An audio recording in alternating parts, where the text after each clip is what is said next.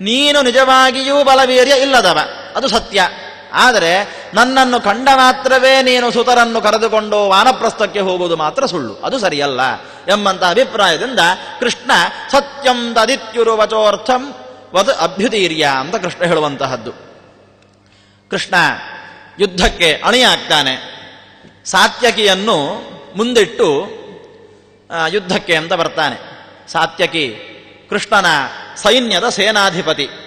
ಆ ಸಾತ್ಯಕಿಯ ನೇತೃತ್ವದಲ್ಲಿ ತನ್ನ ವಿಶಾಲವಾದ ಸೇನೆಯನ್ನು ಮಥುರಾ ನಗರದ 3 ದ್ವಾರಗಳಲ್ಲಿ ನಿಲ್ಲಿಸ್ತಾನೆ. ನಿಲ್ಲಿಸಿ ತಾನು ಉತ್ತರ ದ್ವಾರದಿಂದ ಪ್ರವೇಶ ಮಾಡ್ತಾನೆ ಜರಾಸಂಧನೊಟ್ಟಿಗೆ ಯುದ್ಧ ಮಾಡಲಿಕ್ಕೆ ಅಂತ.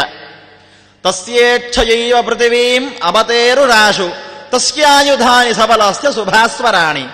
ಕೃಷ್ಣ ಯುದ್ಧಕ್ಕೆ ಅಂತ ಅಣಿಯಾಗಿ ಹೊರಟ ತಕ್ಷಣ ದಿವ್ಯವಾದಂತಹ ಅಸ್ತ್ರ ಶಸ್ತ್ರಗಳು, ರಥ ಎಲ್ಲವೂ ಕೃಷ್ಣ ಹಾಗೂ ಬಲರಾಮರ ಬಳಿಯಲ್ಲಿ ಬಂದು ನಿಂತಿದೆ. ಆ ದಿವ್ಯವಾದ ರಥವನ್ನು ಏರಿಕೊಂಡು ಕೃಷ್ಣರಾಮರು ತನ್ನ ಎಲ್ಲ ಅಕ್ಷೌಹಿಣಿ ಸೈನ್ಯವನ್ನು ಕರೆಕೊಂಡು ಜರಾಸಂಧನ ಒಟ್ಟಿಗೆ ಯುದ್ಧಕ್ಕೆ ಅಂತ ಹೊರಟಿದ್ದಾರೆ. ಕೃಷ್ಣ ಒಂದು ಉಪಾಯ ಮಾಡ್ತಾನೆ. ಏನು ಗೊತ್ತೋ? ಜರಾಸಂಧನನ್ನು ಕೆಣಕಬೇಕು. ಜರಾಸಂಧ ಕುಪಿತನಾಗಬೇಕು. ಕುಪಿತನಾಗಿ ವಿಚಿತ್ರವಾಗಿ ಯುದ್ಧವನ್ನು ಮಾಡಬೇಕವ. ಅದಕ್ಕೇನು ಮಾಡಬೇಕು? ಅವನನ್ನು ಕೆಣಕಬೇಕು. ಹೇಗೆ ಕೆಣಕುವುದು? ಉಗ್ರಸೇನನನ್ನು ಮುಂದಿಟ್ಟುಕೊಂಡು ಕೃಷ್ಣ ಯುದ್ಧಕ್ಕೆ ಹೋಗ್ತಾನೆ. ಉಗ್ರಸೇನನನ್ನು ಮುಂದಿಟ್ಟುಕೊಂಡು ಕೃಷ್ಣ ಯುದ್ಧಕ್ಕೆ ಹೋದ್ರೆ ಜರಾಸಂಧ ಕುಪಿತನಾಗ್ತಾನೆ, ಕೆಣಕಲ್ಪಡ್ತಾನೆ. ಯಾಕೆ ಗೊತ್ತುಂಟೋ?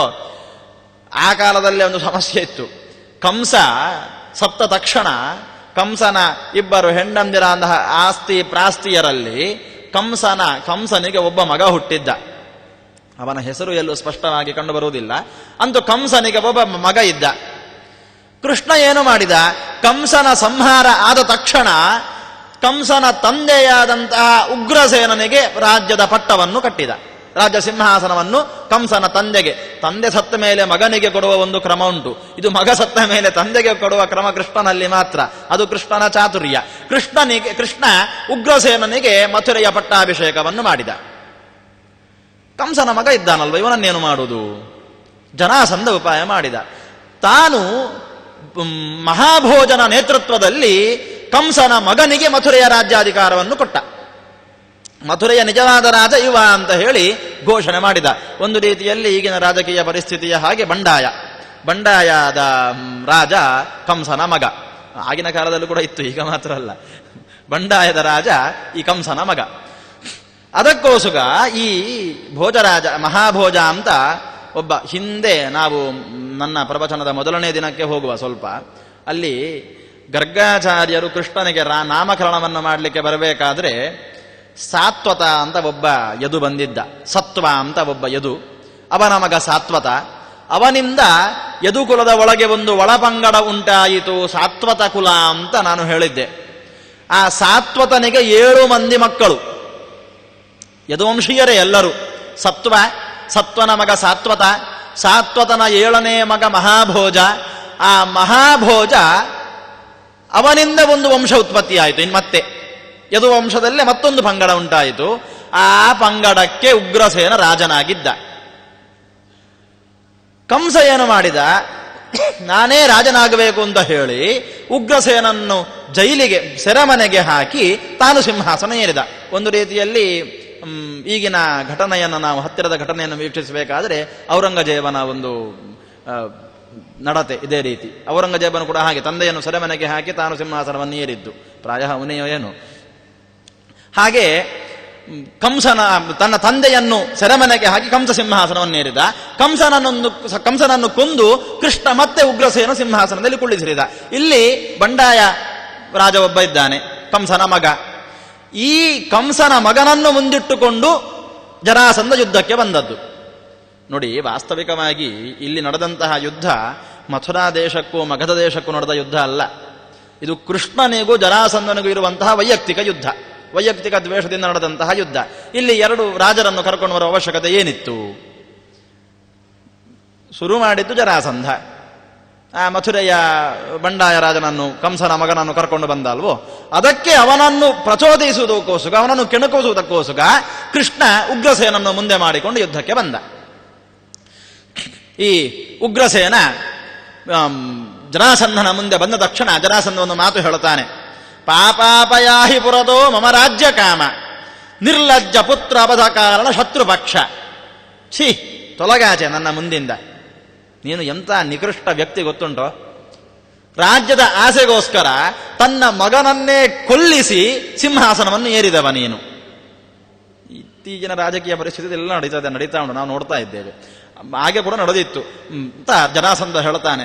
ಕೃಷ್ಣನಿಂದ ತನ್ನ ಮಗನನ್ನು ಕೊಲ್ಲಿಸಿ ನೀನು ರಾಜ್ಯದ ಆಸೆಗೋಸ್ಕರ ಮಗನನ್ನೇ ಕೊಲ್ಲಿಸಿ ಸಿಂಹಾಸನವನ್ನು ಏರಿದವ. ನಿನ್ನಂತಹ ಪಾಪಿಯ ಜೊತೆಗೆ ನಾನು ಯುದ್ಧ ಮಾಡುವುದಿಲ್ಲ. ನಾನು ಸಿಂಹ, ಏನಿದ್ರು ಸಿಂಹದ ಜೊತೆಗೇ ಯುದ್ಧ ಮಾಡುವಂತಹದ್ದು. ಕೃಷ್ಣನನ್ನು ಸಿಂಹ ಅಂತ ಜರಾಸಂಧ ಒಪ್ಪಿಕೊಂಡಿದ್ದಾನೆ ಅಂತ ಆಚಾರ್ಯರು ಹೇಳ್ತಾರೆ. ನಾನು ತ್ವಂ ಜೀರ್ಣ ಬಸ್ತದ ದೃಶೋ ನಮಮೇಹವದ್ಯ ಸಿಂಹೋ ಹಿ ಸಿಂಹಂ ಅಭಿಯಾತಿ ನವೈ ಶೃಗಾಲಂ. ನೀನೊಬ್ಬ ನರಿ, ಮೋಸದಿಂದ ವಂಚನೆಯಿಂದ ಸಿಂಹಾಸನವನ್ನು ಏರಿದವ. ನಿನ್ನಂತಹ ನರಿಗಳ ಒಟ್ಟಿಗೆ ಈ ಸಿಂಹ ಯುದ್ಧ ಮಾಡುವುದಿಲ್ಲ. ಸಿಂಹ ಯುದ್ಧ ಮಾಡುವುದಾದ್ರೆ ಸಿಂಹದ ಒಟ್ಟಿಗೆ ಮಾಡುವುದು. ನಾನು ಕೃಷ್ಣನೊಟ್ಟಿಗೆ ಯುದ್ಧ ಮಾಡ್ತೇನೆ. ಅಂದ್ರೆ ಕೃಷ್ಣ ಸಿಂಹ ಅಂತ ಜರಾಸಂಧ ಒಪ್ಪಿಕೊಂಡಾಗಿದೆ. ತಾನೂ ಸಿಂಹ ಅಂತ ಒಂದು ಭ್ರಮೆ ಜರಾಸಂಧನಲ್ಲಿ ಉಂಟು. ಹಾಗೆ ಅವನನ್ನು ನಿಂದನೆ ಮಾಡ್ತಾನೆ ಉಗ್ರಸೇನನನ್ನು.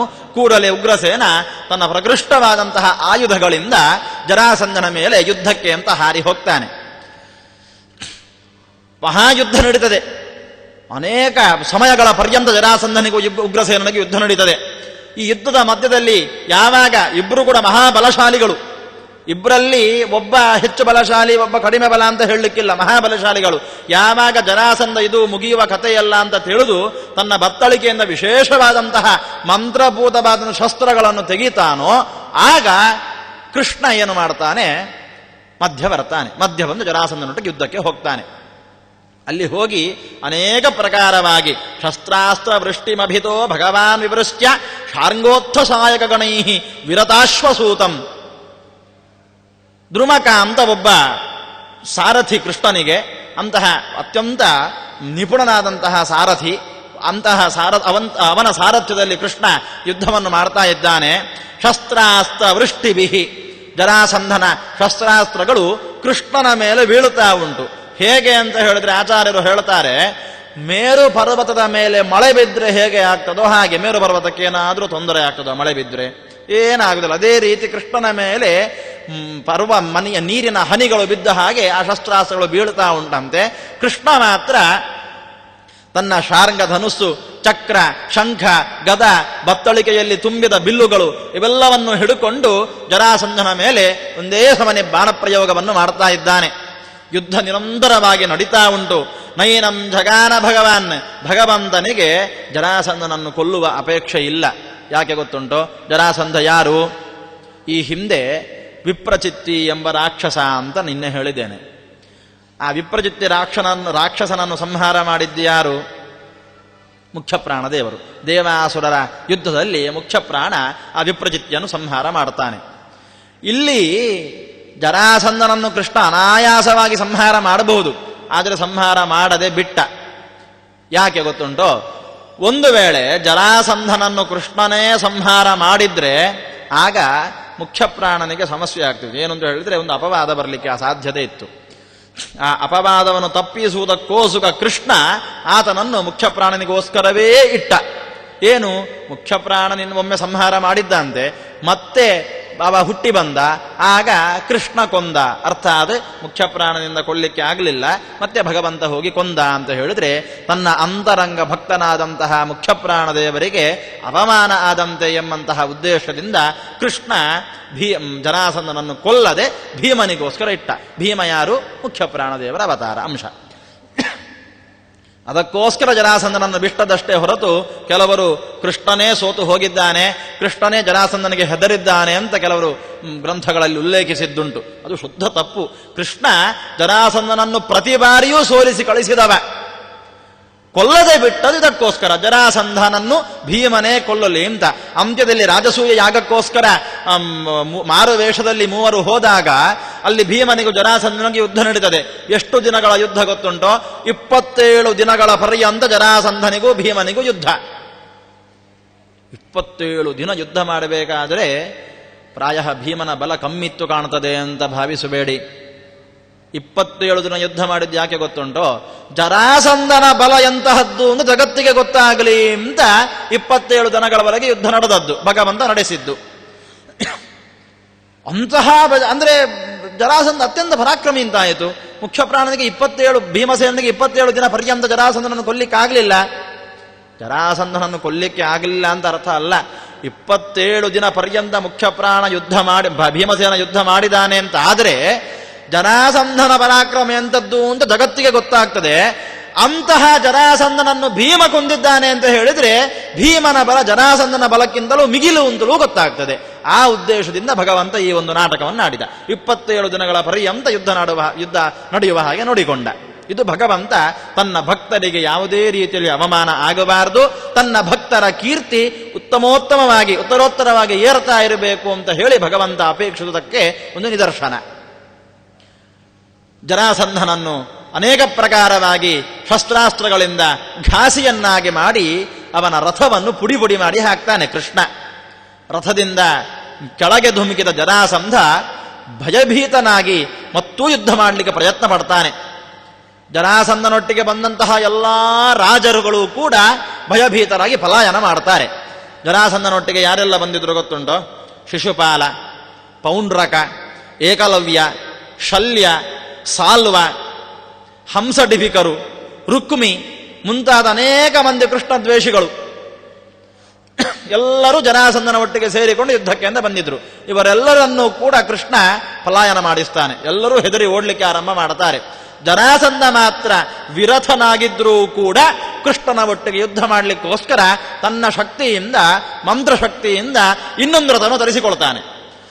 ಜರಾಸಂಧ ಶೈವಾಗಮದಲ್ಲಿ ಮಹಾದೊಡ್ಡ ಪಂಡಿತ, ಅತಿ ದೊಡ್ಡ ಶಿವೋಪಾಸಕ, ಭೈರವ, ಶಿವನಲ್ಲಿಯೂ ಕೂಡ ಶಿವನ ತಾಮಸ ರೂಪವಾದಂತಹ ಭೈರವ ರೂಪನನ್ನು ಉಪಾಸನೆ ಮಾಡ್ತಾ ಇದ್ದವ. ಅಂತಹ ಜರಾಸಂಧ ಆ ಭೈರವನಿಗೆ ಸಾವಿರಾರು ಪುರುಷ ಮೇಧ ಮಾಡಬೇಕು ಹೇಳಿ ಸಾವಿರಾರು ಮಂದಿ ರಾಜಕುಮಾರರನ್ನು ಸೆರೆಯಲ್ಲಿಟ್ಟು ತದನಂತರ ಭೀಮ ಜರಾಸಂಧ ಯುದ್ಧದಲ್ಲಿ ಕೃಷ್ಣ ಅವರನ್ನೆಲ್ಲ ಬಿಡಿಸಿಕೊಂಡು ಬರ್ತಾನೆ. ಅದು ಮುಂದೆ ಬರ್ತದೆ ಆ ಘಟನೆ. ಅಂತೂ ಅವನಿಗೆ ಶಿವನ ಭೈರವ ರೂಪದ ವಿಶೇಷವಾದಂತಹ ಅನುಗ್ರಹ ಪ್ರಸಾದ ಇತ್ತು. ಮಂತ್ರಶಕ್ತಿಯಿಂದ ಅಸಾಧ್ಯವಾದದ್ದನ್ನೆಲ್ಲ ಜರಾಸಂಧ ಮಾಡ್ತಾ ಇದ್ದ. ಅನೇಕ ಶಿವಭಕ್ತರಿಗೆ ಆತ ಆಶ್ರಯದಾತಾರನಾಗಿದ್ದ. ಬ್ರಾಹ್ಮಣರನ್ನು ವಿಶೇಷವಾಗಿ ಗೌರವಿಸ್ತಾ ಇದ್ದ. ಆ ರೀತಿ ಅತ್ಯಂತ ತಪಸ್ವಿ ಶಕ್ತಿಶಾಲಿಯಾದಂತಹ ಜರಾಸಂಧ ಇನ್ನೊಂದು ವಿಶಿಷ್ಟವಾದ ರಥವನ್ನು ಪಡೆದು ಬಲರಾಮನ ಮೇಲೆ ಯುದ್ಧಕ್ಕೆ ಅಂತ ಹೋಗ್ತಾನೆ. ಕೃಷ್ಣನಿಂದ ಏಟು ತಿಂದ ಬಲರಾಮನ ಮೇಲೆ ಯುದ್ಧಕ್ಕೆ ಅಂತ ಹೋಗ್ತಾನೆ. ಬಲರಾಮ ಕೂಡಲೇ ತನ್ನ ಹಲಾಯುಧದಿಂದ ಅವನೊಟ್ಟಿಗೆ ಅನೇಕ ಸಮಯಗಳ ಪರ್ಯಂತ ಯುದ್ಧವನ್ನು ಮಾಡಿ ಆ ವಿಶಿಷ್ಟವಾದಂತಹ ರಥವನ್ನು ಕೂಡ ಹಲಾಯುಧದಿಂದ ಪುಡಿ ಪುಡಿ ಮಾಡಿ ಹಾಕ್ತಾನೆ. ಜರಾಸಂಧ ಮತ್ತೆ ವಿರಥನಾಗಿ ಭೂಮಿಗೆ ಧುಮುಕಿದ. ಅವನ ಕೂದಲನ್ನು ಹಿಡುಕೊಂಡು ಕೈಯಿಂದಲೇ ಅನೇಕ ಪ್ರಕಾರವಾಗಿ ಘಾಸಿಗೊಳಿಸ್ತಾನೆ. ಬಹು ಸಮಯಗಳ ಪರ್ಯಂತ ಮುಷ್ಟಿಯುದ್ಧ ನಡೀತದೆ ಬಲರಾಮನಿಗೂ ಜರಾಸಂಧನಿಗೂ. ಮಹಾಪರಾಕ್ರಮಿಗಳು 5 ಮಂದಿ: ಜರಾಸಂಧ, ಭೀಮ, ಶಲ್ಯ, ಕೀಚಕ, ಇನ್ನೊಬ್ಬ ಹೆಸರು ನೆನಪಾಗ್ತಾ ಇಲ್ಲ. ಮತ್ತು 5 ಮಂದಿ ಮಹಾಪರಾಕ್ರಮಿಗಳು. ಬಲರಾಮ 5 ಮಂದಿ. ಇಷ್ಟು ಮಂದಿ ಮುಷ್ಟಿಯುದ್ಧದಲ್ಲಿ, ಗದಾಯುದ್ಧದಲ್ಲಿ ಅತ್ಯಂತ ಪರಾಕ್ರಮಿಗಳು.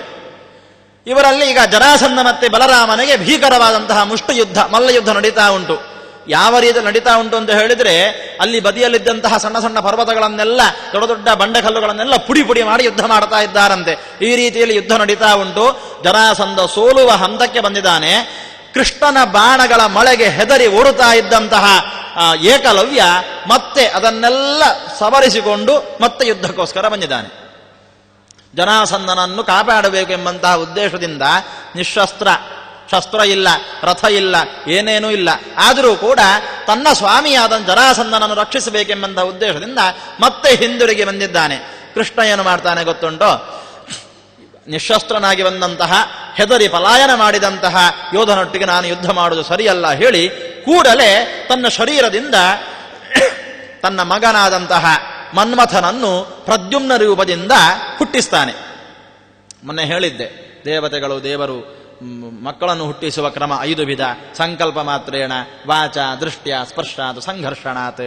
ಈ ರೀತಿಯಾಗಿ ಮಕ್ಕಳನ್ನು ಹುಟ್ಟಿಸ್ತಾರೆ ಅಂತ. ಕೃಷ್ಣ ಈ ಏಕಲವ್ಯನನ್ನು ಎದುರಿಸೋದಕ್ಕೋಸ್ಕರ ತನ್ನ ಶರೀರದಿಂದ ತನ್ನ ಮಗನಾದಂತಹ ಮನ್ಮಥನನ್ನು ಪ್ರದ್ಯುಮ್ನ ರೂಪದಿಂದ ಹುಟ್ಟಿಸ್ತಾನೆ.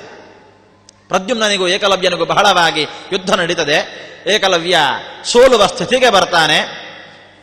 ಈ ಏಕಲವ್ಯನ ಬಗ್ಗೆ ಒಂದು ಕಥೆ ಉಂಟು. ನಾವೆಲ್ಲ ತಿಳಿದ ಹಾಗೆ ಏಕಲವ್ಯ ಒಬ್ಬ ಬೇಡ ಜಾತಿಯಲ್ಲಿ ಹುಟ್ಟಿದವ. ಹುಟ್ಟಿ ದ್ರೋಣರಿಂದ ಗುಪ್ತವಾಗಿ ವಿದ್ಯೆಯನ್ನು ಕಲಿತು ಕೊನೆಗೆ ಗುರುದಕ್ಷಿಣೆಯಾಗಿ ತನ್ನ ಹೆಬ್ಬೆರಳನ್ನು ಕೊಡ್ತಾನೆ. ಇದೆಲ್ಲ ನಾವು ಕೇಳಿದಂತಹ ಕತೆ. ಏಕಲವ್ಯನ ಮೂಲ ರೂಪ ಏನು ಗೊತ್ತುಂಟೋ? ಒಬ್ಬ ಅಸುರ, ಕ್ರೋಧವಶರು ಎಂಬಂತಹ ರಾಕ್ಷಸರು ಒಂದು ಗಣ. ಆ ರಾಕ್ಷಸ ಗಣಕ್ಕೆ ಕ್ರೋಧವಶರು ಅಂತ ಹೆಸರು. ಆ ಕ್ರೋಧವಶರೆಂಬ ರಾಕ್ಷಸರಿಗೆ ಒಬ್ಬ ರಾಜ, ನಾಯಕ, ಅವನ ಹೆಸರು ಮಣಿಮಂತ.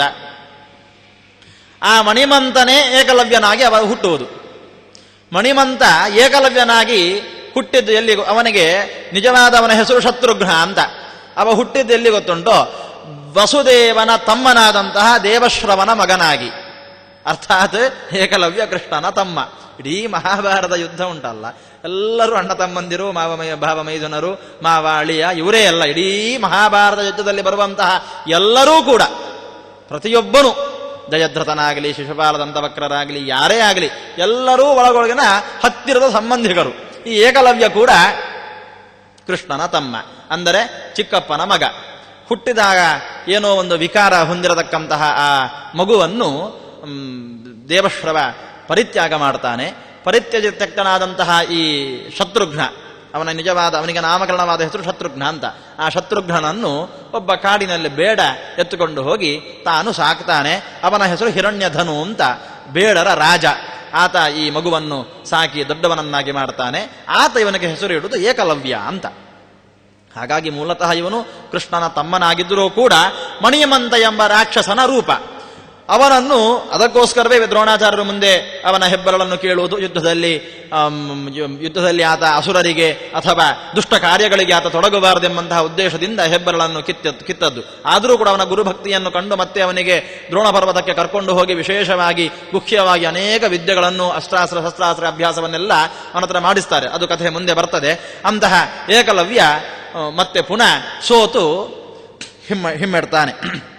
ಜರಾಸಂಧ ಎಲ್ಲ ರಾಜರೊಟ್ಟಿಗೆ ಸೇರಿಕೊಂಡು ಎಲ್ಲರ ಕೂದಲುಗಳು ಚದುರಿ ಬಿದ್ದಿವೆ, ರಕ್ತ ಕಾರ್ತಾ ಇದ್ದಾರೆ, ಭಯಭೀತರಾಗಿದ್ದಾರೆ, ಕಂಪನದಿಂದ ಕೂಡಿದ್ದಾರೆ. ಎಲ್ಲರೂ ಕೂಡ ಈ ಯುದ್ಧದ ರಣರಂಗವನ್ನು ಬಿಟ್ಟು ಸೋತು ಹಿಂದೆ ಹೋಗ್ತಾರೆ.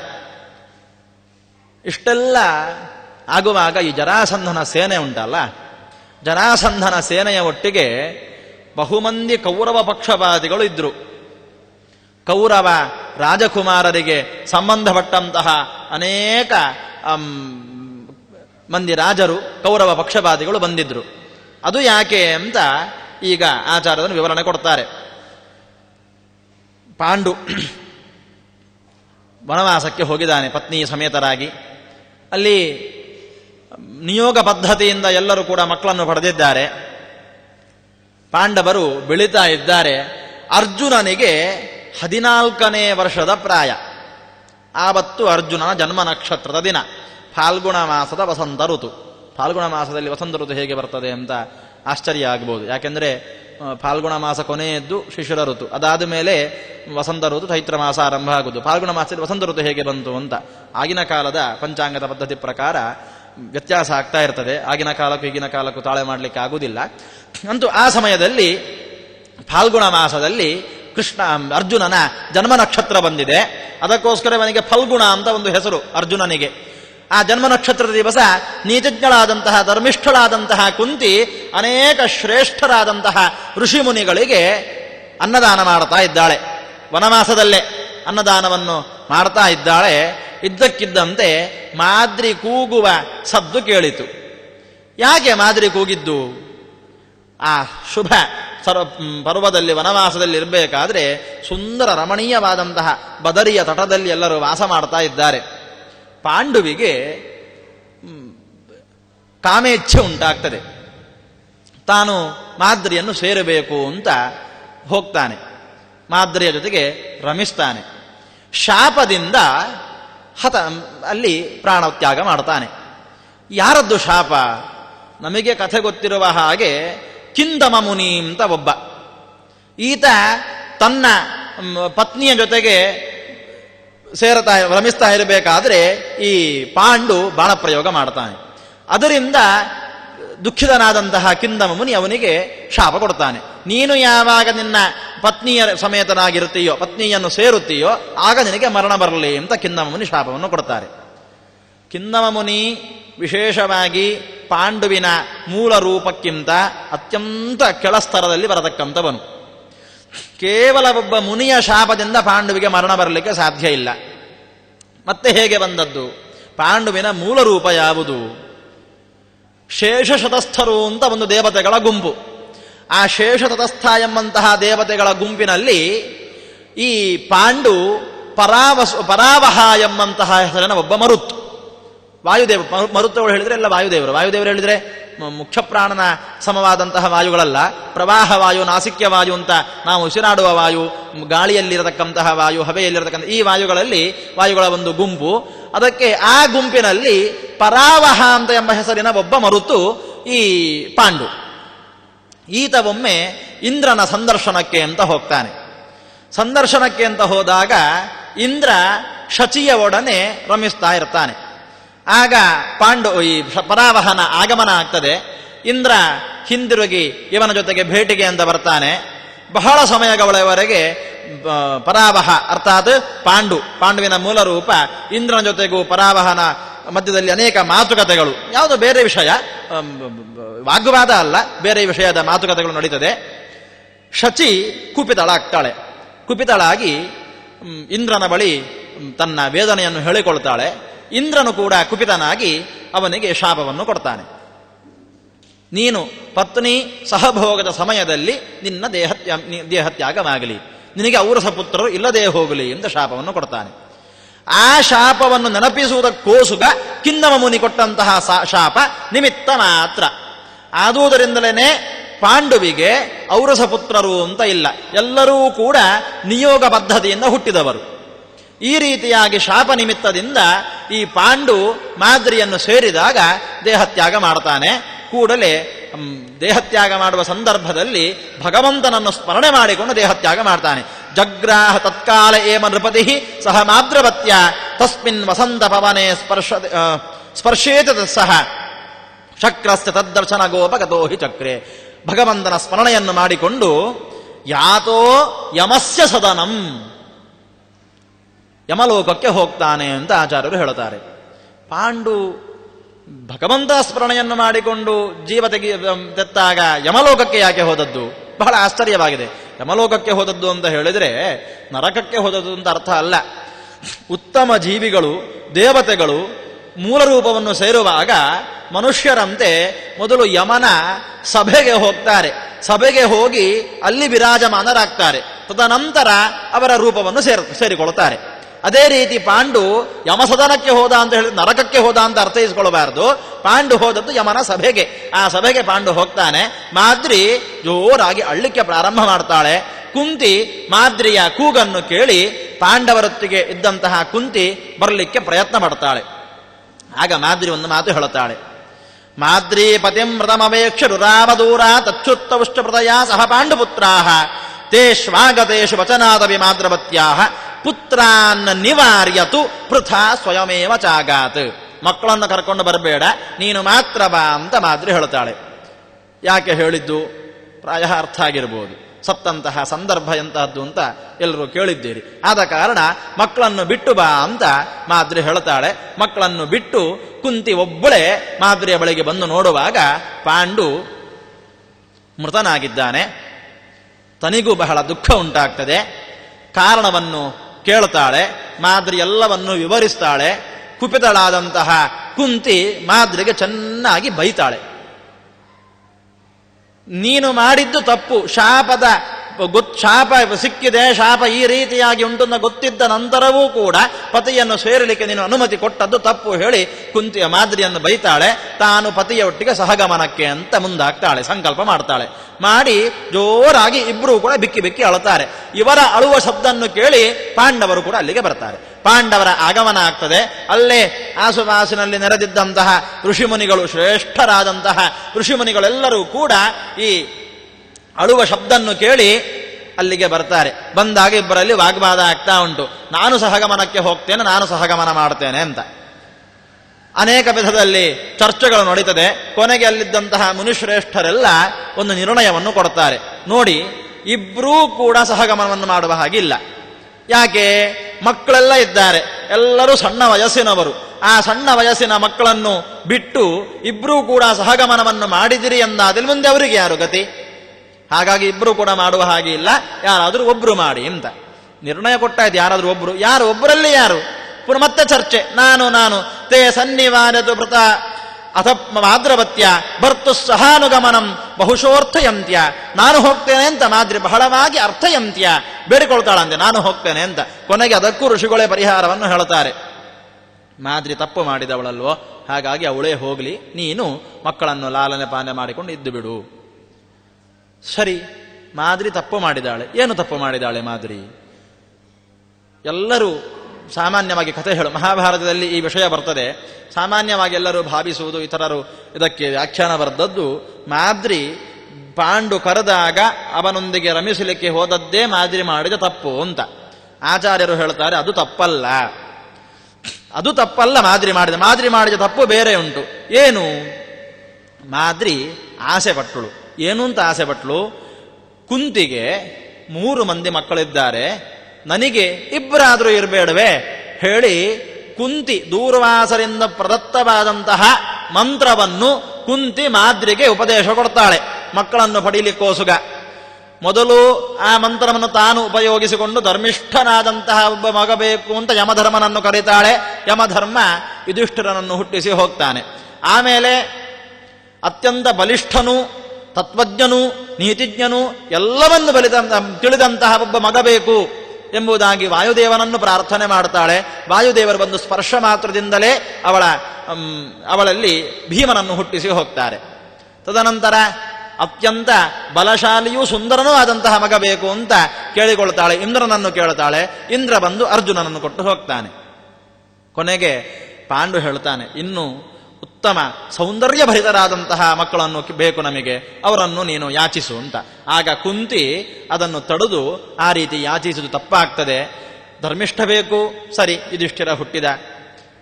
ಸರ್ವಜ್ಞತ್ವವನ್ನು ಹೊಂದಿರತಕ್ಕಂತಹ ಒಬ್ಬ ಬೇಕು, ಭೀಮಸೇನ ಹುಟ್ಟಿದ. ಶಸ್ತ್ರಾಸ್ತ್ರ ವಿದ್ಯೆಗಳಲ್ಲಿ ಪರಿಣಿತನಾದಂತಹ ಒಬ್ಬ ಬೇಕು, ಅರ್ಜುನ ಹುಟ್ಟಿದ.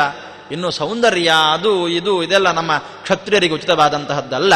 ಅಂತಹದ್ದನ್ನು ನಾವು ಅಪೇಕ್ಷೆ ಪಟ್ಟು ಪರಪುರುಷನನ್ನು ಗಮನ ಸೇರಿದೆವು ಎಂದಾದರೆ ಅದು ವ್ಯಭಿಚಾರ ಅಂತ ಆಗ್ತದೆ. ಹಾಗಾಗಿ ಇನ್ನು ಬೇಡ. ಹಾಗೆ ಅಪೇಕ್ಷೆ ಇದ್ರೂ ಕೂಡ ನಾನು ನನ್ನ ಮಂತ್ರವನ್ನು ಮಾದ್ರಿಗೆ ಉಪದೇಶಿಸ್ತೇನೆ, ಮಾದ್ರಿ ಪಡ್ಕೊಳ್ಳಿ, ಯಾಕೆಂದ್ರೆ ಅವಳಿಗೆ ಮಕ್ಕಳಿಲ್ಲ ಎಂಬಂತಹ ವೇದನೆ ಇರಬಾರದು ಹೇಳಿ ಆ ಮಂತ್ರವನ್ನು ಮಾದ್ರಿಗೆ ಉಪದೇಶಿಸ್ತಾಳೆ. ಮಾದ್ರಿ ಏನು ಮಾಡ್ತಾಳೆ ಗೊತ್ತುಂಟು? ಕುಂತಿಗೆ 3 ಮಂದಿ ಇದ್ದಾರೆ, ನನಗೆ ಇಬ್ಬರಾದರೂ ಬೇಡವಾ ಹೇಳಿ ಅಶ್ವಿನಿ ದೇವತೆಗಳನ್ನು, ಅದು ಮಂತ್ರ ಒಂದೇ ಮಂತ್ರ, ಒಂದೊಂದು ದೇವತೆಗಳಿಗೆ ಒಂದೊಂದು ಮಂತ್ರ ಅಂತ ದುರ್ವಾಸರು ಹೇಳಿಲ್ಲ. ದುರ್ವಾಸರು ಕೊಟ್ಟದ್ದು ಒಂದೇ ಮಂತ್ರ. ಆ ಒಂದು ಮಂತ್ರದಿಂದ ಹೇಳಿ ಯಾರನ್ನು ಕರೀತಿ ಅವರು ಬರ್ತಾರೆ ಅಂತ ಹೇಳಿದ್ದು.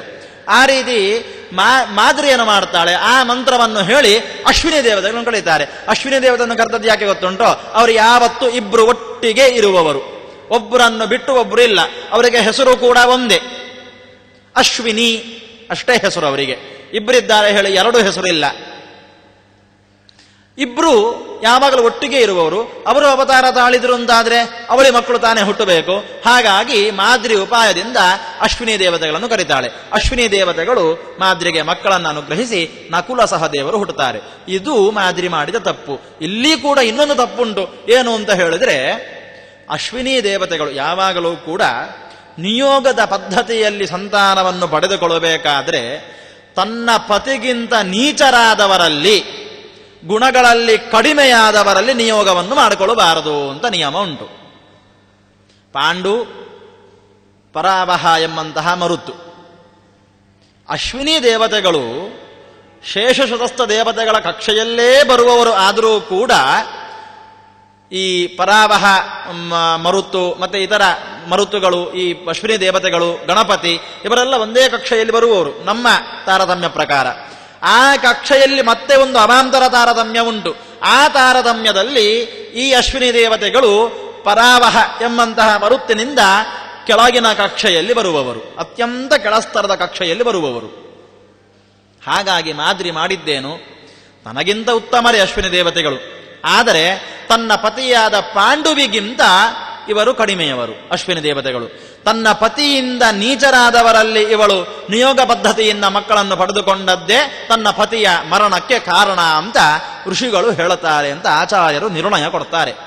ಅದು ಬಿಟ್ಟು ಪಾಂಡು ಯಾಚಿಸಿದ ತಕ್ಷಣ ಅವನೊಂದಿಗೆ ರಮಿಸಲಿಕ್ಕೆ ಹೋದದ್ದು ದೊಡ್ಡ ತಪ್ಪು ಅಂತ ನಾವು ಭಾವಿಸಬಾರದು ಎಂಬುದು ಆಚಾರ್ಯರ ನಿರ್ಣಯದ ತಾತ್ಪರ್ಯ. ಆ ರೀತಿ ಮಾದ್ರಿ ತಪ್ಪನ್ನು ತನ್ನ ಪತಿಯಿಂದ ನೀಚನಾದವನೊಂದಿಗೆ ಸೇರಿ ತಪ್ಪನ್ನು ಮಾಡಿದ್ದಾಳೆ, ಅಂತವನಿಂದ ನಿಯೋಗ ಪದ್ಧತಿಯಿಂದ ತಪ್ಪನ್ನು ಮಾಡಿದ್ದಾಳೆ. ಹಾಗಾಗಿ ಅವಳು ಸಹಗಮನಕ್ಕೆ ಯೋಗ್ಯಳು. ತಾನು ಮಾಡಿದ ತಪ್ಪಿಗೆ ಪ್ರಾಯಶ್ಚಿತ್ತವನ್ನು ಮಾಡಿಕೊಂಡು ಅವಳು ಪತಿಲೋಕವನ್ನು ಸೇರಲಿ ಹೇಳಿ ಋಷಿಗಳು ನಿರ್ಣಯವನ್ನು ಕೊಡ್ತಾರೆ. ಆ ಪ್ರಕಾರವಾಗಿ ಆ ಋಷಿಗಳ ಸಮ್ಮುಖದಲ್ಲಿ 5 ಮಂದಿ ಪಾಂಡುಪುತ್ರರು ತಂದೆಗೆ ಮಾಡಬೇಕಾದಂತಹ ಅಪರ ಸಂಸ್ಕಾರಾದಿಗಳನ್ನೆಲ್ಲ ಮುಗಿಸಿ ದಹನಾದಿಗಳನ್ನು ಮಾಡುವಾಗ ಮಾದ್ರಿಯು ಸಹಗಮನವನ್ನು ಮಾಡುತ್ತಾಳೆ. ಎಲ್ಲವನ್ನು ಮುಗಿಸಿ ಹಸ್ತಿನಾವತಿಗೆ ಬರ್ತಾರೆ ಎಲ್ಲ ಪಾಂಡವರು. ಯಾಕೆ? ನಿರಾಶ್ರಿತರು, ಕುಂತಿ ಒಬ್ಬಳೇ ಇರುವಂತಹದ್ದು, 5 ಮಂದಿ ಮಕ್ಕಳು, ಇವರನ್ನು ನೋಡಿಕೊಳ್ಳುವ ಜವಾಬ್ದಾರಿ ಈಗ ಹೆಚ್ಚಿದೆ. ಹಾಗಾಗಿ ಎಲ್ಲ ಶ್ರೇಷ್ಠರಾದಂತಹ ಋಷಿಮನುಗಳ ಸಮೂಹದೊಂದಿಗೆ ಎಲ್ಲರೂ ಕೂಡ ಹಸ್ತಿನಾವತಿಗೆ ಬರ್ತಾರೆ. ಹಸ್ತಿನಾವತಿಗೆ ಬಂದಾಗ ಧೃತರಾಷ್ಟ್ರ, ಭೀಷ್ಮಾಚಾರ್ಯರು, ವಿದುರರು ಕುಳಿತಿದ್ದಾರೆ. ಋಷಿಶ್ರೇಷ್ಠರೆಲ್ಲ ಕರ್ಕೊಂಡು ಬಂದು ಒಪ್ಪಿಸ್ತಾರೆ. ಭೀಷ್ಮ, ಪಾಂಡುವಿನ ಮಕ್ಕಳಿವರು, ಇವರನ್ನು ಒಪ್ಪಿಸಿಕೋ. ಪಾಂಡು ಈ ರೀತಿಯಾಗಿ ಮೃತಿಯನ್ನು ಹೊಂದಿದ. ಹಾಗಾಗಿ ಕೇವಲ ಕುಂತಿ ಒಬ್ಬಾಕೆಯಾಗಿದ್ದಾಳೆ, ಇವಳನ್ನು ಈ ಮಕ್ಕಳನ್ನು ಸ್ವೀಕರಿಸಿಕೋ ಅಂತ ಭೀಷ್ಮಾಚಾರ್ಯರ ಹತ್ರ ಹೇಳ್ತಾರೆ. ಧೃತರಾಷ್ಟ್ರ ಮತ್ತು ಭೀಷ್ಮರು ಸುಮ್ಮನಾಗ್ತಾರೆ. ತೂಷ್ಣೀಂ ಸ್ಥಿತೇಚ ನೃಪತೌ ತನುಜೇಚ ನದ್ಯಾಹ. ತೂಷ್ಣೀಂ ಸ್ಥಿತೇಚ, ಇಬ್ಬರು ಸುಮ್ಮನೆ ಕೂತ್ಕೊಳ್ತಾರೆ. ವಿದುರ ಸಂತೋಷ ಪಡ್ತಾನೆ. ಯಾಕೆ ಅಂತ ಆಚಾರ್ಯರು ಹೇಳ್ತಾರೆ. ಅವರಿಬ್ಬರು ಸುಮ್ಮನೆ ಕೂತದ್ದು ಯಾಕೆ, ವಿದುರ ಸಂತೋಷ ಪಟ್ಟದ್ದು ಯಾಕೆ ಅಂತ. ಪಾಂಡವರ ಮೇಲೆ ಭೀಷ್ಮ ಧೃತರಾಷ್ಟ್ರನಿಗೆ ಸಂಶಯ ಇಲ್ಲ. ಇದು ಪಾಂಡವಿನ ಮಕ್ಕಳು ಹೌದೋ ಅಲ್ಲವೋ ಅಂತ ಸಂಶಯ ಇಲ್ಲ. ಆದರೂ ಸುಮ್ಮನೆ ಕೂತದ್ದು ಯಾಕೆ ಅಂತ ಹೇಳಿದ್ರೆ ಪಾಂಡು ಸತ್ತಲ್ಲ ಅಂತ ದುಃಖದಿಂದ ಸುಮ್ಮನಾದರು. ವಿದುರ ಸಂತೋಷ ಪಟ್ಟದ್ದು ಯಾಕೆ ಅಂತ ಹೇಳಿದ್ರೆ ಆತ ತತ್ವಜ್ಞ, ನಿರ್ಲಿಪ್ತ ಭಾವದಿಂದ ಇರುವವ, ಎಲ್ಲ ದುಃಖವನ್ನು ನುಂಗಿ ಎಲ್ಲವೂ ಹರೀಚ್ಛೆಯಂತೆ ನಡೆದಿದೆ, ಪಾಂಡವರಾದರೂ ನಮಗೆ ಸಿಕ್ಕಿದುರಲ್ವೋ ಎಂಬಂತಹ ಭಾವದಿಂದ ವಿದುರ ಸಂತೋಷವನ್ನು ಪಟ್ಟ ಅಂತ ಆಚಾರ್ಯರು ಹೇಳ್ತಾರೆ. ಅಷ್ಟೇ ಅಲ್ಲದೆ ವಿದುರನಿಗೆ ಒಂದು ಕಳವಳ ಇತ್ತು. ಎಲ್ಲಿ ಪಾಂಡವರನ್ನು ಭೀಷ್ಮಾಚಾರ್ಯರು ಧೃತರಾಷ್ಟ್ರ ಸ್ವೀಕರಿಸ್ತಾರೋ ಇಲ್ಲವೋ ಅಂತ ಒಂದು ಸಂಶಯ ಇತ್ತು. ಭೀಷ್ಮಾಚಾರ್ಯ ಧೃತರಾಷ್ಟ್ರ ಮೌನವನ್ನು ನೋಡಿ ಸಂತೋಷ ಆಯಿತು. ಯಾಕೆ? ಮೌನಂ ಸಮ್ಮತಿ ಲಕ್ಷಣಂ. ಋಷಿಗಳು ಹೇಳಿದಂತಹ ಮಾತು ಸತ್ಯ, ನಮಗೆ ಅಂಗೀಕಾರ ಅಂತ ಮೌನದಿಂದ ಧೃತರಾಷ್ಟ್ರ ಮತ್ತೆ ಭೀಷ್ಮ ಒಪ್ಪಿಕೊಂಡೇಗ ಆಯಿತು. ಅದರಿಂದ ವಿದುರನಿಗೆ ಸಂತೋಷ ಆಯಿತು. ಹಾಗೆ ಸ್ವೀಕರಿಸುವ ಸಂದರ್ಭದಲ್ಲಿ ದುರ್ಯೋಧನಾದಿಗಳು ಬರ್ತಾರೆ. ಅಲ್ಲಿಗೆ ಬಂದು ನ ಕ್ಷೇತ್ರಜ ಅಪಿಮೃತೆ ಪಿತರಿಸ್ವಕೀಯೈ ಸಂಯಂ ನಿಯೋಗಮನವಾಪ್ಯ ಭವಾಯ ಯೋಗ್ಯಾ. ಪಾಂಡು ಯಾವತ್ತೋ ಸತ್ತಿದ್ದಾನೆ. ಊಜು ಸುಯೋಧನ ಮುಖಾಹ ಸಹ ಸೌಬಲೇನ ಪಾಂಡೋರ್ಮೃತಿ ಕಿಲ ಪುರಾ ತನಯಾ ಕ್ವತಸ್ಯ. ಪಾಂಡು ಸತ್ತು ವರ್ಷ ಎಷ್ಟಾಯಿತೋ ಏನೋ, ಈ ಮಕ್ಕಳನ್ನು ಕರ್ಕೊಂಡು ಬಂದು ಪಾಂಡುವಿನ ಮಕ್ಕಳು ಅಂತ ಹೇಳಿದ್ರೆ ನಾವು ಇದನ್ನು ಸ್ವೀಕಾರ ಮಾಡಬೇಕಾ? ಇವರು ನಿಜವಾಗಿಯೂ ಪಾಂಡುವಿನ ಮಕ್ಕಳಾಗಲಿಕ್ಕೆ ಸಾಧ್ಯವಿಲ್ಲ. ಮತ್ತೆ ನ ಕ್ಷೇತ್ರಜ ಅಪಿಮೃತೆ ಪಿತರಿಸ್ವಕೀಯೈ, ತಂದೆ ಸತ್ತ ಮೇಲೆ ಹುಟ್ಟಿದ ಮಕ್ಕಳು ಇವರು. ಅಷ್ಟೇ ಅಲ್ಲದೆ ಸ್ವಕೀಯೈ ಸಮ್ಯಕ್ ಯೋಗಂ ಅನವಾಪ್ಯ ಭವಾಯ ಅಯೋಗ್ಯಾ. ತಂದೆ ಸತ್ತ ಮೇಲೆ ತನ್ನ ಬಾಂಧವರಿಂದ ಸರಿಯಾಗಿ ನಿಯೋಗದ ಪದ್ಧತಿಯನ್ನು ಕ್ರಮವನ್ನು ಅನುಸರಿಸದೆ ಕುಂತಿ ಈ 5 ಮಂದಿಯನ್ನು ಹೆತ್ತಿದ್ದಾಳೆ. ಹಾಗಾಗಿ ಇವರು ಕ್ಷೇತ್ರಜನಾಗಿರತಕ್ಕಂತಹ ಪಾಂಡುವಿನ ಮಕ್ಕಳಾಗಲಿಕ್ಕೆ ಸಾಧ್ಯವೇ ಇಲ್ಲ. ನಾವಿವರನ್ನು ಪರಿಗ್ರಹ ಮಾಡುವುದಿಲ್ಲ. ತೇಷಾಂ ಇತೀರತ ವಚೋನು ಜಗಾದ ವಾಯು. ಇಷ್ಟು ಹೇಳಿದ ತಕ್ಷಣ ವಾಯುದೇವರು ಅಶರೀರವಾಣಿಯನ್ನುಂಟು ಮಾಡುತ್ತಾರೆ. ದುರ್ಯೋಧನಾದಿಗಳು ಮಹಾ ಕ್ರೂರ ರಾಕ್ಷಸರ ದುರ್ಯೋಧನಾದಿಗಳಾಗಿ ಹುಟ್ಟಿದ್ದು ಹಿಂದಿನ ಪ್ರವಚನದಲ್ಲಿ ಕೇಳಿರಲಿಕ್ಕೆ ಸಾಕು. ಕಲಿ ಸದಾ ಭಗವಂತನನ್ನು ದ್ವೇಷ ಮಾಡುವವ, ಸದಾ ಭಗವದ್ ಭಕ್ತರನ್ನು ನಿಂದಿಸುವವ, ಭಗವದ್ಭಕ್ತಿಗೆ ಅಡಚಣೆಯನ್ನುಂಟು ಮಾಡುವವ. ಕಲಿ ದುರ್ಯೋಧನನಾಗಿ ಹುಟ್ಟುತ್ತಾನೆ. ಇಂದ್ರಜಿತ್ತಿನ ಪರಿಚಯ ಉಂಟು ರಾಮಾಯಣದಲ್ಲಿ. ಆ ಇಂದ್ರಜಿತ್ ದುಶ್ಯಾಸನನಾಗಿ ಹುಟ್ಟುವುದು. ರಾಮಾಯಣದಲ್ಲಿ ಇನ್ನೊಬ್ಬ ಬರ್ತಾನೆ ಖರ ಅಂತ, ಅವ ಚಿತ್ರಸೇನ ಆಗಿ ಹುಟ್ಟುತ್ತಾನೆ. ಪಂಚವಟಿಯಲ್ಲಿ ಶೂರ್ಪನಖೆಯ ಮಾನಭಂಗ ಆದಾಗ ರಾಮನೊಟ್ಟಿಗೆ ಖರ, ದೂಷಣ, ತ್ರಿಶಿರ ಅಂತ 14,000 ಮಂದಿಯನ್ನು ಕರ್ಕೊಂಡು ಬರ್ತಾನಲ್ಲ, ಅವರಲ್ಲಿ ಖರ. ಅವ ಚಿತ್ರಸೇನ ಅಂತ ಕೌರವನಾಗಿ ಹುಡ್ತಾನೆ. ಲಂಕಾಯುದ್ಧದಲ್ಲಿ ಅತಿಕಾಯ ಅಂತ ಒಬ್ಬ ರಾವಣನ ತಮ್ಮ, ಹೇಗೋ ಒಬ್ಬ ತಮ್ಮ, ಅವ ಅತಿಕಾಯ ಅಂತ ಒಬ್ಬ ಇದ್ದಾನೆ. ಆತ ಇನ್ನೊಂದು ಕೌರವರಲ್ಲೇ ವಿಕರ್ಣ ಎಂಬ ಹೆಸರಿನಿಂದ ಬರ್ತಾನೆ. ಇವರೆಲ್ಲರೂ ಕೂಡ ಹಿಂದಿನ ಕಲ್ಪಗಳಲ್ಲಿ, ಹಿಂದಿನ ಯುಗಗಳಲ್ಲಿ ರಾಕ್ಷಸರಾಗಿಯೇ ಇದ್ದವರು. ಎಲ್ಲರೂ ಇಲ್ಲಿ ಇನ್ನೊಂದು ರೀತಿಯಿಂದ ಅವತಾರ ಮಾಡಿದ್ದಾರೆ. ಹೀಗಾಗಿ ನಿತ್ಯವೂ ಭಗವದ್ವೇಷ, ಭಗವದ್ಭಕ್ತರ ದ್ವೇಷ, ಧರ್ಮ ಕಾರ್ಯಗಳಿಗೆ ಅಡಚಣೆ, ಇದೇ ಇವರ ಕೆಲಸ. ಹಾಗಾಗಿ ಪಾಂಡವರನ್ನು ಪಾಂಡುವಿನ ಮಕ್ಕಳು ಅಂತ ಸ್ವೀಕಾರ ಮಾಡಲಿಕ್ಕೆ ಸಾಧ್ಯ ಇಲ್ಲ. ಅವರಿಗೆ ರಾಜ್ಯವೂ ಸಿಗುವುದಿಲ್ಲ, ನಮ್ಮ ಅರಮನೆಯೊಳಗೆ ಪ್ರವೇಶವೂ ಸಿಗುವುದಿಲ್ಲ ಅಂತ ದುರ್ಯೋಧನಾದಿಗಳು ಹೇಳಿದಾಗ, ಜಗಾದ ವಾಯು ಆಭಾಷ್ಟ ಕೌರವ ಗಣಾನ್ ಗಗನಸ್ಥ ಏವ, ಆಕಾಶದಲ್ಲಿದ್ದುಕೊಂಡು ಅಶರೀರಿಯಾಗಿ, ಅಶರೀರಿ ಅಂದ್ರೆ ಶರೀರ ಇಲ್ಲದವ ಅಂತ ಅರ್ಥ ಅಲ್ಲ, ಶರೀರದ ಮೇಲೆ ಅಭಿಮಾನ ಇಲ್ಲದಂತಹ ವಾಯು ಆಗ ಅಶರೀರವಾಣಿಯನ್ನುಂಟು ಮಾಡ್ತಾನೆ. ಇವರೆಲ್ಲರೂ ಕೂಡ ಪಾಂಡುವಿನದ್ದೇ ಮಕ್ಕಳು. ಏಹಿ ಏತೇಹಿ ಧರ್ಮ ಮರುವಿಂದ್ರ ವ್ಯವಿಶ್ವಗರೇಭ್ಯೋ ಜಾತಾಹ ಪ್ರಜೀವತಿ ಪಿತಿಹು ಯುಧರ್ಮಸಾರಾಹ, ತಂದೆ ಬದುಕಿರುವಾಗಲೇ ಹುಟ್ಟಿದವರು. ಹೇಗೇಗೋ ಬದುಕಿರುವಾಗಲ್ಲ, ಪಾಂಡು ಚೆನ್ನಾಗಿ ಬದುಕಿದ್ದ. ಜಾತ ಪ್ರಜೀವತಿ ಪಿತುಹು, ಚೆನ್ನಾಗಿ ಬದುಕಿದ್ದ. ಅರ್ಥಾತ್ ಮೂರ್ಛಾದಿ ರೋಗಗಳಾಗಲಿ ಅಥವಾ ಇನ್ನಿತರ ಯಾವುದೇ ರೀತಿಯ ಕಾಯಿಲೆಗಳಾಗಲಿ ಇತ್ಯಾದಿ ಸಂದರ್ಭದಲ್ಲಿ ಇವರು ಹುಟ್ಟಿದವರಲ್ಲ. ಪಾಂಡು ಚೆನ್ನಾಗಿ ಇರುವಾಗಲೇ ಶಾಪ ನಿಮಿತ್ತದಿಂದ ಪಾಂಡುವಿನ ಆಜ್ಞೆಯ ಮೇರೆಗೆ ಕುಂತಿ ನಿಯೋಗದಿಂದ ಮಕ್ಕಳನ್ನು ಪಡೆದದ್ದು. ಹಾಗಾಗಿ ಕ್ಷೇತ್ರಜನಾದಂತಹ, ಕ್ಷೇತ್ರಪತಿಯಾದಂತಹ ಪಾಂಡುವಿಗೆ ಸೇರಿದಂತಹ ಮಕ್ಕಳು. ಇವರನ್ನು ನೀವು ಸ್ವೀಕಾರ ಮಾಡಲೇಬೇಕು. ಇವರಿಗೆ ನಿತ್ಯವೂ ಭಗವಂತನ ರಕ್ಷಣೆಯುಂಟು. ನಾರಾಯಣೇನ ಸತತಂ ಪರಿರಕ್ಷಿತಾಯತ್, ಭಗವಾನ ವೇದವ್ಯಾಸರು ಇವರಿಗೆ ನಿತ್ಯದಲ್ಲಿಯೂ ರಕ್ಷಣೆಯನ್ನು ಕೊಡ್ತಾ ಇದ್ದಾರೆ. ಇವರನ್ನು ನೀವು ಸ್ವೀಕಾರ ಮಾಡಲೇಬೇಕು ಅಂತ ವಾಯುದೇವರು ಅಶರೀರವಾಣಿಯನ್ನುಂಟು ಮಾಡ್ತಾರೆ. ಆದರೂ ಕೂಡ ಕೌರವರಿಗೆ ಕೇಳಲಿಕ್ಕೆ ಮನಸ್ಸಿಲ್ಲ. ಒಲ್ಲದವನಿಗೆ ಎಂಥದ್ದು ಮೊಸರಲ್ಲಿ ಕಲ್ಲು ಅಂತ ಹೇಳ್ತಾರಲ್ಲ ಹಾಗೆ. ಕೊನೆಗೆ ಅಲ್ಲಿ ಬಂದಂತಹ ಶ್ರೇಷ್ಠ ಋಷಿಮುನಿಗಳು, ಇಲ್ಲಪ್ಪ ನಾವು ಕಣ್ಣಾರೆ ಕಂಡವರು, ಪಾಂಡು ಇರುವಾಗಲೇ ಇವರೆಲ್ಲ ಹುಟ್ಟಿದ್ದು, ಒಪ್ಪಿಕೊಳ್ಳಿ. ಎಲ್ಲರೂ ಒಪ್ಪಿದ್ದಾರೆ. ಧೃತರಾಷ್ಟ್ರ ಒಪ್ಪಿದ್ದಾನೆ, ಭೀಷ್ಮಾಚಾರ್ಯರು ಒಪ್ಪಿದ್ದಾರೆ, ವಿದುರ ಅಂತೂ ಖಂಡಿತವಾಗಿಯೂ ಒಪ್ಪಿದ್ದಾನೆ. ಕೌರವಾದಿಗಳಿಗೆ ಇಲ್ಲ, ನೀವು ಸುಳ್ಳು ಹೇಳುತ್ತಾ ಇದ್ದೀರಿ, ಪಾಂಡು ಸತ್ತು ಎಷ್ಟೋ ವರ್ಷ ಆಯಿತು, ಆಮೇಲೆ ಹುಟ್ಟಿದವರು, ಕುಂತಿಯ ವ್ಯಭಿಚಾರದಿಂದ ಹುಟ್ಟಿದವರು, ಇವರನ್ನು ಸೇರಿಸಿಕೊಳ್ಳಿಕ್ಕೆ ಆಗಲಿಲ್ಲ ಅಂತ ಕಾರಣ ಕಠೋರವಾದಂತಹ ಮಾತನ್ನು ಕೌರವರು ಆಡ್ತಾರೆ. ಅಷ್ಟೊತ್ತಿಗೆ ವ್ಯಾಸಸ್ವರೂಪ ಉರು ಸರ್ವ ಗಣೈಸ್ಕೈ ದೇಹ ಆದಾಯ ತಾನ್ ಅಗಮದಾಶುಜ ಪಾಂಡುಗೇಹಂ. ಸಾಕ್ಷಾತ್ ಭಗವಾನ ವೇದವ್ಯಾಸರು ಅಲ್ಲಿ ಮೈದೋರ್ತಾರೆ. ಮೈದೋರಿ, ನೋಡಪ್ಪ ಇವರೆಲ್ಲ ಪಾಂಡುವಿನ ಮಕ್ಕಳೇ, ನನ್ನ ವಾಕ್ಯದ ಮೇಲೆ ನಂಬಿಕೆ ಉಂಟಲ್ಲೋ, ಮಿತ್ರವಾಕ್ಯ ಪ್ರಮಾಣ ಅಲ್ವಾ, ಹಾಗಾಗಿ ನನ್ನ ವಾಕ್ಯದ ಮೇಲೆ ನಂಬಿಕೆ ಉಂಟಲ್ಲ, ನಾನು ನಿಮ್ಮೆಲ್ಲರಿಗೂ ತಂದೆ, ಹಾಗಾಗಿ ನನ್ನ ಮಾತಿನ ಮೇಲೆ ನಂಬಿಕೆ ಇದ್ದ ಕಾರಣ ಇವರನ್ನು ನೀನು ಪರಿಗ್ರಹ ಮಾಡಲೇಬೇಕು.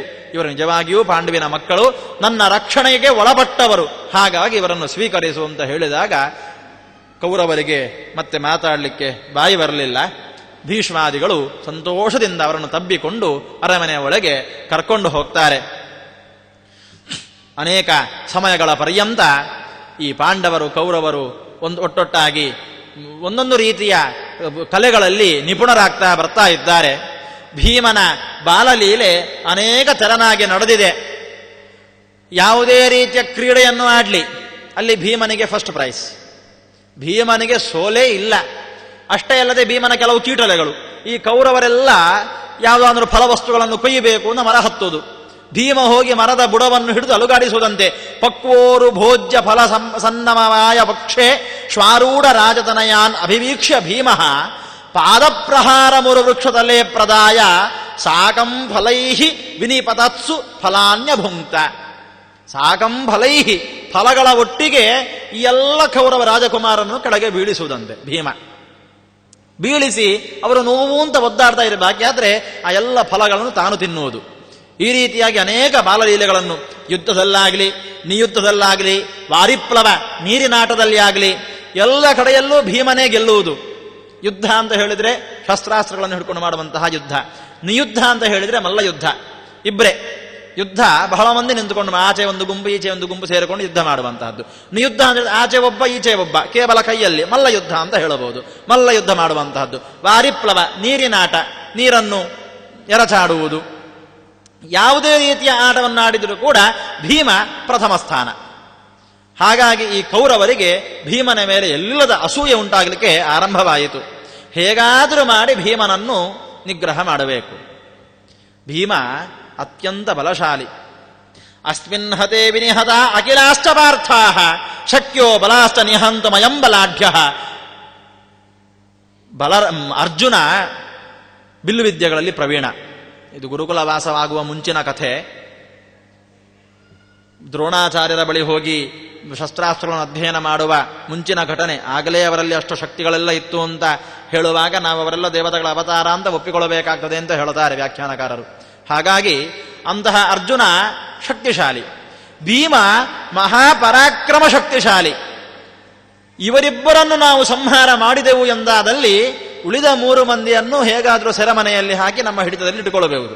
ಇಷ್ಟು ಆಯಿದ್ರೆ ದುರ್ಯೋಧನನಿಗೆ ರಾಜ್ಯ ಪ್ರಾಪ್ತಿಯಾಗುವುದರಲ್ಲಿ ಯಾವುದೇ ರೀತಿಯ ತೊಂದರೆ ಇಲ್ಲ ಅಂತ ಇವರೆಲ್ಲ ಕೂತ್ಕೊಂಡು ಮಂತ್ರಾಲೋಚನೆ ಮಾಡ್ತಾರೆ. ಭೀಮನನ್ನು ಅರ್ಜುನನ್ನು ಸಂಹಾರ ಮಾಡಬೇಕು. ಹೇಗೆ ಮಾಡುವುದು? ಛದ್ಮ ಪ್ರಯೋಗದ ಇಮಂ ವಿನಿಹತ್ಯ ವೀರ್ಯಾನ್ ಪಾರ್ಥಂ ನಿಹತ್ಯ ನಿಗಡೇತ ವಿದದ್ಮಹೇ ಅನ್ಯಾನ್. ಛದ್ಮ ಪ್ರಯೋಗೇನ, ಮೋಸದಿಂದ ಭೀಮನನ್ನು ಸಂಹಾರ ಮಾಡಬೇಕು. ಆಮೇಲೆ ಅರ್ಜುನನ್ನು ಕೊಲ್ಲಬಹುದು.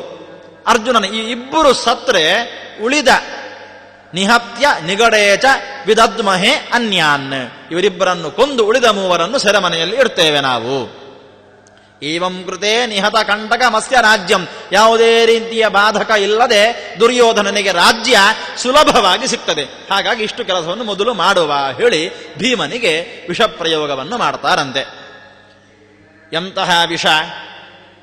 ಸಮುದ್ರ ಮಥನ ಆದಾಗ ಉದ್ಭವಿಸಿದಂತಹ ಹಾಲಾಹಲ ವಿಷ. ಅದು ಇವರಿಗೆ ಎಲ್ಲಿ ಸಿಕ್ಕಿತು? ಶಿವನಿಂದ ಶುಕ್ರಾಚಾರ್ಯರು ಪಡ್ಕೊಂಡ್ರು.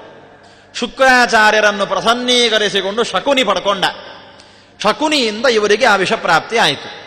ಆ ವಿಷವನ್ನು ಬಗೆ ಬಗೆಯ ಭಕ್ಷಭೋಜ್ಯಾದಿಗಳನ್ನೆಲ್ಲ ಮಾಡಿ ಭೀಮನಿಗೆ ಬಡಿಸಿದ್ರು. ಭೀಮ ಸ್ವೀಕರಿಸಿದ. ಎಲ್ಲವನ್ನು ಭಗವದ್ ಅನುಗ್ರಹದಿಂದ ಜೀರ್ಣಿಸಿಕೊಂಡ. ಜ್ಞಾತ್ವಾ ಯುಯುತ್ಸು ಗಜಿತಂ ಬಲವಾನ್ ಸ ಭೀಮ ವಿಷ್ಣೋ ಅನುಗ್ರಹ ಬಲಾತ್ ಜರಯಾಂಚಕಾರ. ಯುಯುತ್ಸು, ಕೌರವ ಪಕ್ಷದಲ್ಲಿ ಪಾಂಡವ ಪಕ್ಷಪಾತಿ ಒಬ್ಬ ಇದ್ದಾನೆ, ಯುಯುತ್ಸು.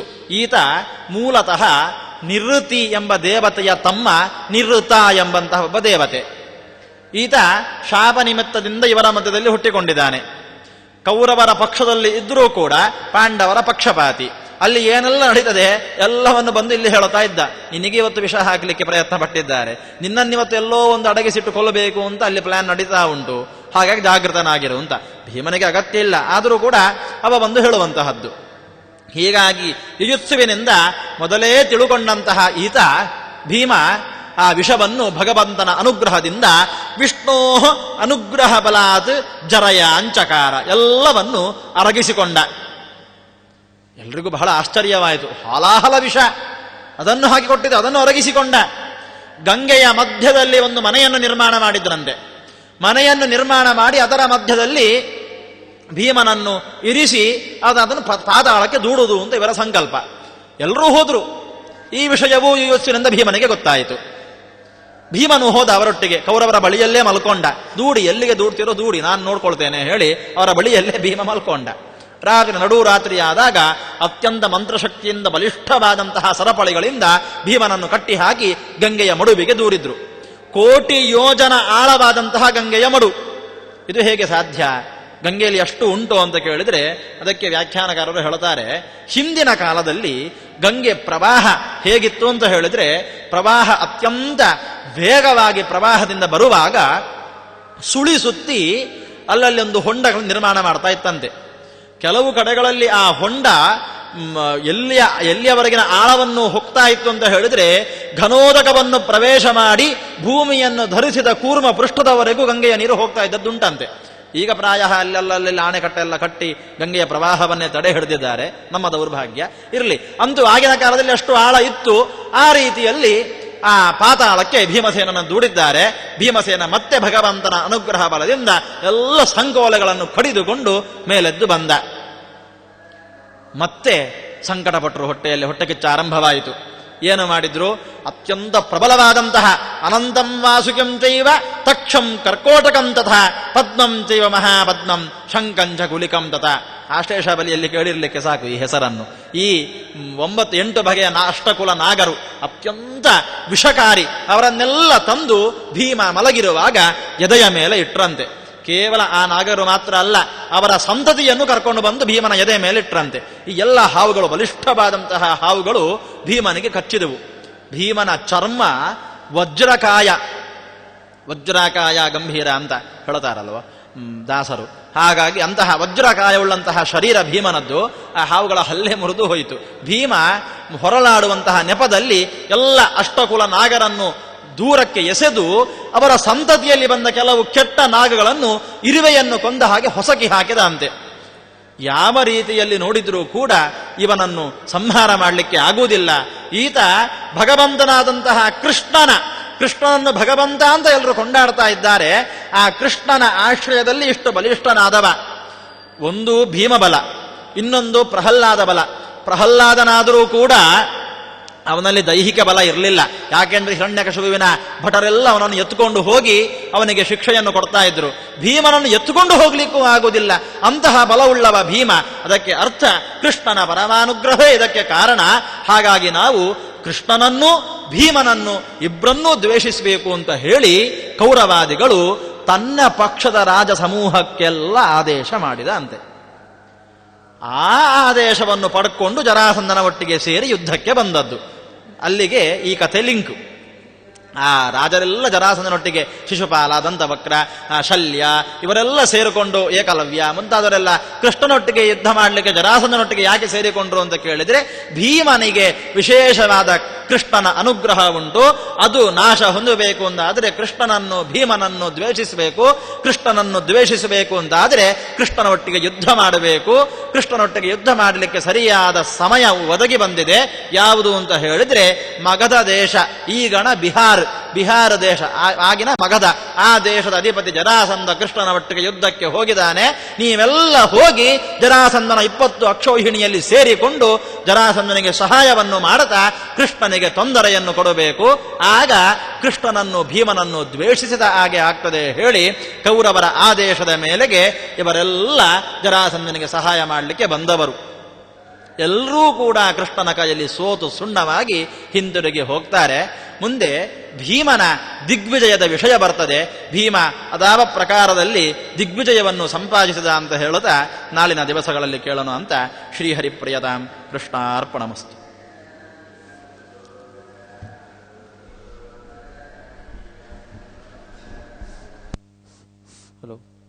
ಇಲ್ಲಿವರೆಗೆ ಆಚಾರ್ಯರು ತಾತ್ಪರ್ಯ ನಿರ್ಣಯದ ಪಾಂಡವರ ಕೌರವರ ಅನೇಕ ವಿಚಾರಗಳನ್ನು ನಮಗೆ ತಿಳಿಸಿಕೊಟ್ಟಿದ್ದಾರೆ. ಅವರಿಗೆ ಶ್ರೀಮಠದ ಪರವಾಗಿ ಅನಂತ ಧನ್ಯವಾದ ಹೇಳ್ತಾ, ಶ್ರೋತೃವೃಂದಕ್ಕೂ ಧನ್ಯವಾದ ಹೇಳ್ತಾ ಈ ಧಾರ್ಮಿಕ ಪ್ರವಚನ ಕಾರ್ಯಕ್ರಮಕ್ಕೆ ಮಂಗಳವನ್ನು ಹೇಳ್ತೇವೆ. ಶ್ರೀಕೃಷ್ಣಾರ್ಪಣಮಸ್ತು.